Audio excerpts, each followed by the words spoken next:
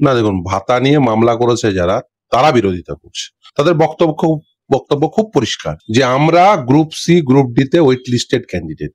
যদি সরকার, এসএসসি এবং বোর্ড তারা যদি চুরি না করত, এই পার্থ চট্টোপাধ্যায়রা যদি চুরি না করত, তাহলে তারা চাকরি পেতে পারত। এবং সুপ্রিম কোর্ট পর্যন্ত গিয়ে প্রমাণ হয়েছে যে এই নিয়োগ প্রক্রিয়াগুলোতে পর্বত প্রমাণ দুর্নীতি হয়েছে, এবং সেই দুর্নীতি এতটাই দুর্নীতি করেছে এরা যে কারা দাগী কারা অদাগী এটা কখনোই পৃথকীকরণ করা সম্ভব হয়নি।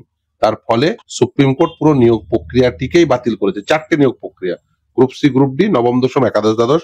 ওরা স্কিম ঘোষণা করেছিল শুধুমাত্র গ্রুপ সি আর গ্রুপ ডি এর জন্য। আর এই সুপ্রিম কোর্টই বলছে যে গ্রুপ সি এবং গ্রুপ ডি তে এত বেশি পরিমাণ দুর্নীতি হয়েছে যে তাদেরকে ইভেন 31শে ডিসেম্বর পর্যন্ত যে কিছু নট স্পেসিফিক্যালি টেন্টেড শিক্ষকদের যেভাবে স্কুলে যেতে দিচ্ছেন, তাদের সেই সুযোগও দেননি। ফলে এত পরিমাণ দুর্নীতি হয়েছে। বাংলা হান্টের আরো খবর দেখতে নজর রাখুন।